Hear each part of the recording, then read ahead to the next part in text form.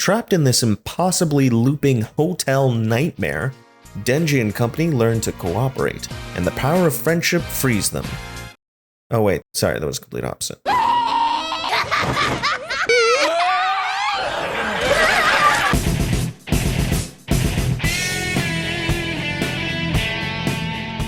Let's get recapping. Beginning where we left off, our public safety devil hunters find themselves trapped on the 8th floor. Not only do the staircases infinitely loop, but attempting to escape through the windows will lead to the rooms across the hall. Trying to escape through the ceiling tiles will lead to the floors beneath them. Everyone handles this new horrific reality in their own way. Aki searches for an opening to escape, Denji sleeps, Kobeni freaks out, Arai has a panic attack, Himeno waits for Aki to figure it out, and Power sits back and enjoys the suffering. Since there's nothing better to do, Himeno reflects on the early days of her partnership with Aki. Being a veteran at public safety, she easily deduces from his demeanor that Aki is aiming for the gun devil. This hunch is due to their organization being the only one authorized to hold on to the gun flesh. On another occasion, Himeno is struck by a girlfriend of a deceased partner, presumably because she blames her for his death. Aki gets retribution on Himeno's behalf by sticking gum on the woman's clothes. Finally, after a number of failed attempts to get him to smoke, Himeno successfully gets Aki hooked on a bad habit. Meanwhile, back in the present, Aki discovers the original devil they thought they slaughtered is back and bigger than ever. Unfortunately, Aki can't summon the fox devil and Himeno's attacks are ineffective, so the best course of action is to flee. This devil isn't entirely unreasonable. In exchange for Denji's corpse, he'll let the rest of them free from this infinite hellhole. Pretty much everyone is on board with this arrangement. デビルハンターが悪魔と契約することは法律でも認められている。守れず破った方が死ぬ。だからデンジ君を殺せば出られるのは本当だよ。その悪魔の契約を受けるべきです。The only exception being Aki. He suggests he has an ace up his sleeve. But that's not a risk Himeno is willing to take. その刀を使えば外には出られるだろうけど、使うと契約で。Being far more willing to sacrifice Denji, which ends up costing Aki a stabbing on his behalf. Infuriated by this, Denji decides to pay him back by unleashing his chainsaws on the Eternity Devil, figuring he can cause it so much pain that it will resolve to kill itself. 悪魔みたいな発想じゃな。So despite the number of characters featured and the dealings with the mysterious devil, this episode is really about Aki and Himeno. Starting with the junior, we see a younger Aki that was immature like Denji, but approached things in a more passive-aggressive way, exemplified by his actions to seek retaliation for Himeno. This may appear petty and its only purpose may seem for these two to break the ice before building a connection, yet this can also be used to inform the nature of their relationship moving forward.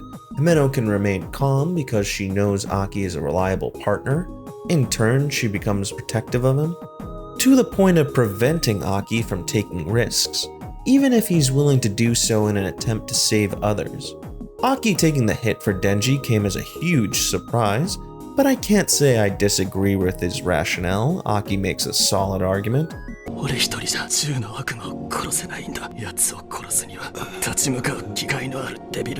rest of the crew are either not as reliable or as powerful as Denji, specifically when discussing taking out the gun devil. Arai breaks down under pressure, Kobeni is willing to stab her allies in the back, and Power can't be left alone. Himeno might be willing to help Aki, but we see her capabilities are severely limited against bigger foes, and there's only so much peril she'll allow Aki to endure. For as idiotic as Denji is, he's willing to step into danger, he's proven to be adept in combat, and he's willing to stick through a situation even when it gets rough. All things Aki would be aware of at this point. I'm not willing to argue there's more to Aki's decision beyond that yet, only going to point out that their hospital conversation is almost guaranteed to become more relevant as time goes on. I'm willing to admit if there's any depth to Himeno's need to get Aki to pick up smoking, I'm completely oblivious to it. So I suppose we'll just have to take her word for it. However, there is an insightful line. She speaks about devil hunters not living long, so what's the harm in a cigarette?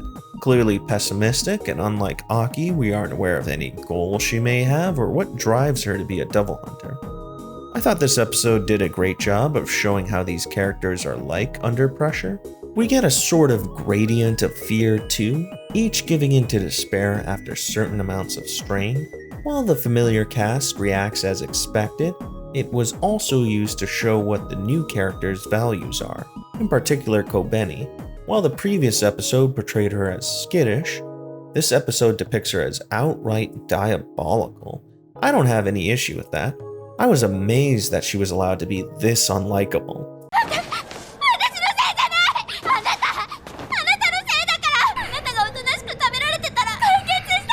It does make sense that someone as terrified as her would agree to anything to get out of this situation.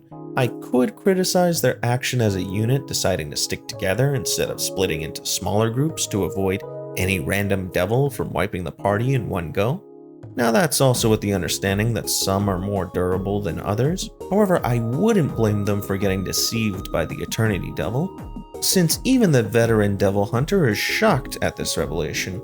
It doesn't even appear she thought something like this was even possible. Speaking of the devil, seeing as Aki is no longer able to track it, they figure it's a bait and switch. We know it's not entirely random either, as the Eternity Devil is aiming for Denji, specifically his heart, and knows he's the Chainsaw Devil.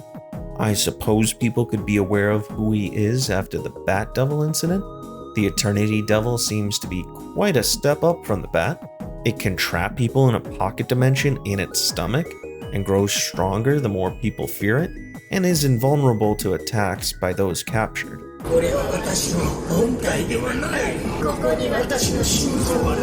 The few small things that don't seem important but interesting nonetheless. The floor number is 8, which is an infinity symbol on its side. It took me way too long to figure that out. Also, the clock is stuck on 818. Obviously, it can't be 888. But wouldn't 808 be more appropriate unless I'm missing something? On a not at all savvy transition to a random tangent, I have a correction. I thought the Fox Devil's name was Khan, but that's just what Aki says to summon it, and it doesn't appear to have a name. I was actually upset when this episode ended, because I was really invested in how Denji will manage to triumph over the Eternity Devil. Like a child begging for a bottle, incomprehensive mumbling came from my mouth when the credits rolled, which is always a great reaction when you're left excited and wanting more.